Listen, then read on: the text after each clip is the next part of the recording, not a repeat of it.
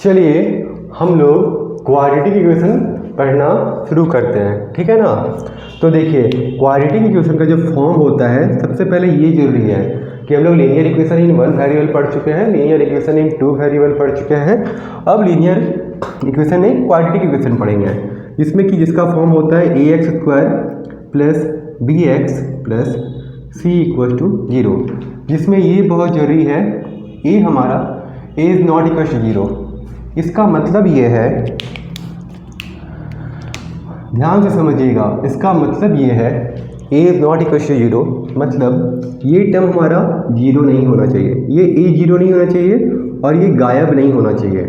जैसे मान लीजिए यहाँ पे a 0 हो जाता है, एक आप इक्वेशन देखिए, ठीक है, 4x² minus 12x plus 9 equals to 0। मान लीजिए ये लिखा हुआ है 4x² minus 12x plus 9 equals to 0। अब इसमें मान लीजिए ये हमारा जो टर्म है, ये टर्म अगर 0 हो जाता है, ठीक है, यहाँ पे हम 4 ना लिख के 0 लिख देते हैं, 0x², तो क्या ये टर्म रहेगा? ये तो नहीं रहेगा ना, ये 0 हो जाएगा, तो बचेगा क्या, minus 12x plus 9 equals to 0। और उसके बाद ये क्वाड्रेटिक इक्वेशन नहीं रहेगा। ध्यान से देखिए यहाँ पे x है, तो ये linear equation in one variable बन जाएगा, क्योंकि इसका स्क्वायर गायब हो गया, x पे पावर स्क्वायर गायब हो गया है, तो ये अब क्वाड्रेटिक इक्वेशन नहीं रहेगा, लीनियर इक्वेशन बन जाएगा, ठीक है। तो अब हम लोग क्या करेंगे, इस इक्वेशन को a 0 नहीं होने देना चाहिए, होने देना है, ठीक ना, ये समझ में आ गया। अब क्या है, कुछ चीज़ ध्यान से समझिए, ये जो हमारा a है, b है और c है, ये रियल नंबर होना चाहिए। ये हमारा डेफिनेशन है, ठीक है ना, ये रियल नंबर होना चाहिए, रियल नंबर होना चाहिए। Real number in the sense क्या, बताइए। एक इक्वेशन देखिए, 4x² minus 12x plus 9 equal to 0। कौन कौन सा को बोला जा रहा है रियल नंबर? इसको और इसको बोला जा रहा है, सॉरी यहाँ पे 12x होगा, 12x होगा, ठीक है। किन किन को बोला जा रहा है? ये तीनों रियल नंबर होना चाहिए, रियल नंबर है ना। तो रियल नंबर हमारा क्या क्या हो सकता है, 1 2 3 और 4, आगे जितना भी है नंबर रियल नंबर। फिर -1 -2 -3, ठीक है, ये हो सकता है। √4 √2 √8, ये हो सकता है। 3/4 6/8, ये हो सकता है। ये सारा रियल नंबर हो सकता है। ये तो समझ में आ गया। अब क्योंकि लीनियर इक्वेशन में भी ये x हमारा वेरिएबल है ना, तो x हमारा वेरिएबल है, इसका मतलब है इसका वैल्यू कुछ आएगा, कुछ वैल्यू निकलेगा इसका। ये तो इसका a है, यहाँ पे 4 का कोई वैल्यू नहीं, 4 ऑलरेडी, 4 का मतलब है ये 4 लाइन, 1 2 3 4, 12 का मतलब है 12 लाइन, 12 बार काउंट करना होगा, 9 का मतलब है 9 बार लाइन, ठीक है। इनका वैल्यू कभी चेंज नहीं होता है, लेकिन ये जो वेरिएबल x² है और यहाँ पे x है, इसका वैल्यू चेंज होगा, क्योंकि इसको बोला जा रहा है वेरिएबल। ये हमारा क्या है, वेरिएबल। ये क्या है, a b c कांस्टेंट है, a b 4 -12 और 9 ये कांस्टेंट है, ठीक है। इतना कुछ समझ में आ गया।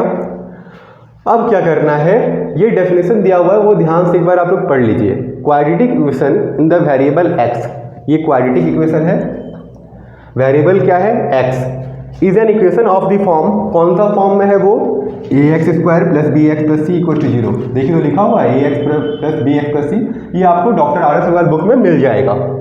Where a b c are real number, जहाँ की a b c ये रियल नंबर होने चाहिए, and a is not equal to 0, और a हमारा 0 नहीं होना चाहिए। चलिए इतना समझ में आ गया। अब रूट्स ऑफ क्वाड्रेटिक इक्वेशन, ये जो x है हमारा, इसका कुछ वैल्यू आएगा, उसको हम क्या बोलेंगे, x का जो वैल्यू आएगा उसको हम बोलेंगे रूट बोलेंगे उसको। और कैसे डिटरमाइन करेंगे उसको, कैसे डिनोट करेंगे उसको नाम दिया जाता है अल्फा, उसको हम क्या बोलते हैं, अल्फा। तो इस फॉर्म का इक्वेशन, ये क्वाड्रेटिक इक्वेशन है ना, ये तो क्वाड्रेटिक इक्वेशन लिखा गया है, ठीक है। तो अब ध्यान से समझिए, और एक चीज़ ध्यान से समझिएगा, ये ट्रिक है, ये ट्रिक भी समझ लीजिए। एक कोई इक्वेशन क्वाड्रेटिक इक्वेशन तब होगा जब उसमें x square, x to the power 1 और एक्स टू द पावर 0 ये तीनों के अलावा कुछ और एक्स का पावर ना हो। यहाँ पे देखिए तो एक्स स्क्वायर है, एक्स टू द पावर 1 है। यहाँ पे 9 की जगह अगर आप एक्स टू द पावर 0 लिखते हैं, इसका मतलब क्या होता है 1। एक्स टू द पावर 0 का मतलब 1, ठीक है। तो यहाँ पे अगर 9 × 1 कर देंगे तो 9 ही है। तो यहाँ पे क्या क्या है, एक्स स्क्वायर है, एक्स टू द पावर 1 है, एक्स टू द पावर 0। ये तीनों के अलावा कुछ और नहीं होना चाहिए, ठीक है। ध्यान से सुनिएगा ये लाइन, इन तीनों के अलावा कुछ और एक्स का पावर नहीं होना चाहिए और ये गायब नहीं होना चाहिए। ये कोई हाल में होना चाहिए, हर हाल में इसको होना चाहिए। यहाँ पे ये ना हो चलेगा, ये ना हो चलेगा, ठीक है ना। लेकिन अगर ये ना हो, ये वाला ना हो तो फिर दिक्कत है। इतना समझ में आ गया। अब और एक चीज़ समझिए, ये है 4x² - 8x = 0। क्या ये क्वाड्रेटिक इक्वेशन है? यहाँ पे तो 9 कांस्टेंट ही दिख रहा है। जी हाँ, ये क्वाड्रेटिक इक्वेशन है। और एक इक्वेशन देखिए 3 या लिखिए 2x² = 0। क्या ये क्वाड्रेटिक इक्वेशन है? ये टर्म नहीं है, ये टर्म नहीं है। जी हाँ, ये भी क्वाड्रेटिक इक्वेशन है। क्या बोला गया है आपको? इन तीनों के अलावा कुछ और नहीं होना चाहिए। तो इन तीनों के अलावा यहाँ पे कुछ है? नहीं। इन तीनों के अलावा यहाँ पे, इन तीनों के अलावा यहाँ पे कुछ है? नहीं।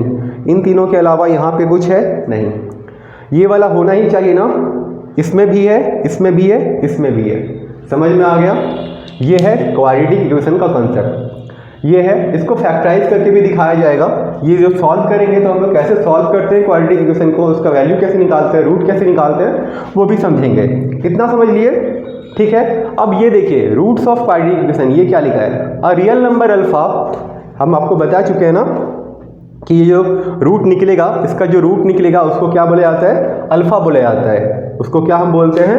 अल्फा, अल्फा नाम देते हैं। Is called a root of the quadratic equation. वो रूट उसको तब बोलेंगे जब वो ax² + bx + c = 0 इस इक्वेशन में अगर x की जगह उसको डालेंगे, ठीक है। ये जो x का वैल्यू आएगा ना, x का जो वैल्यू आएगा उसको नाम देंगे अल्फा। मान लीजिए जो भी आता है, 2 आता है, 4 आता है, -2 आता है, जो भी आता है, ठीक है। अगर इसको यहाँ x की जगह डालेंगे और यहाँ पे x की जगह डालेंगे और सिंप्लीफाई करेंगे और 0 आता है, तभी वो रूट कहलाएगा, तभी वो इसका रूट कहलाएगा, अल्फा कहलाएगा। देखिए यहाँ पे लिखा हुआ है a is not equal to 0, a 0 नहीं होना चाहिए, और a∝² + bx + c = 0। मतलब अगर वो जो रूट आता है अल्फा, ये जो वैल्यू आता है, अगर उसको x² की जगह और x की जगह पुट करें, ठीक है, तो ये पूरा इस साइड LHS हमारा 0 आना चाहिए। क्यों? क्योंकि RHS भी 0 है। इतना समझ में आ गया? चलिए अब हम लोग एग्जाम्पल से सॉल्व करेंगे। जो डॉक्टर आर एस बुक है उसमें कुछ एग्जाम्पल दिया हुआ है जिससे हमको समझ में आएगा कि कौन क्वाड्रेटिक इक्वेशन है और कौन नहीं है। आगे चलिए देखते हैं।